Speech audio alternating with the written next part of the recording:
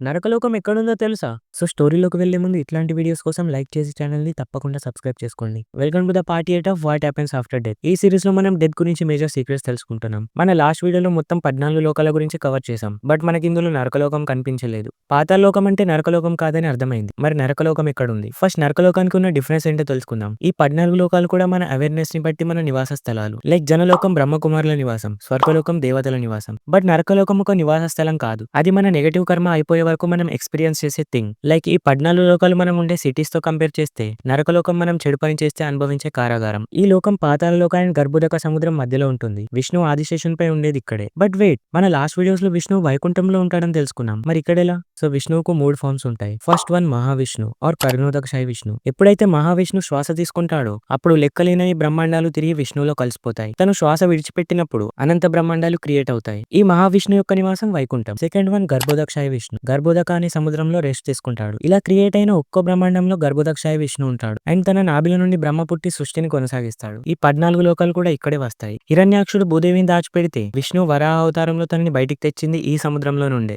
Third one Kshirodakashayi Vishnu. తను క్షీరోదక అంటే పాల సముద్రంలో రెస్ట్ తీసుకుంటాడు. భూలోకంలో ప్రతి ప్రాణిలో పరమాత్మ రూపంలో క్షీరోదక్షాయ విష్ణు ఉంటాడు. అలాగే భూమిపై ధర్మం తగ్గినప్పుడు వివిధ రూపాల్లో అవతరించేది కూడా ఇతనే. సముద్రమంతరం జరిగింది ఈ క్షీరసాగరంలోనే. Okay, back to our topic. ఇన్ని లోకాలు ఉన్న మెయిన్ ఆత్మ భూలోకం, స్వర్గం, నరకలోకానికి మాత్రమే వెళ్తుంది. మిగతా లోకాలకు కూడా వెళ్ళొచ్చు, బట్ ఇన్ రేర్ కేసెస్. మన నెక్స్ట్ పార్ట్ లో ఆత్మ చనిపోయాక ఎన్ని రోజులకి ఈ లోకాలకు చేరుకుంటుందో తెలుసుకుందాం.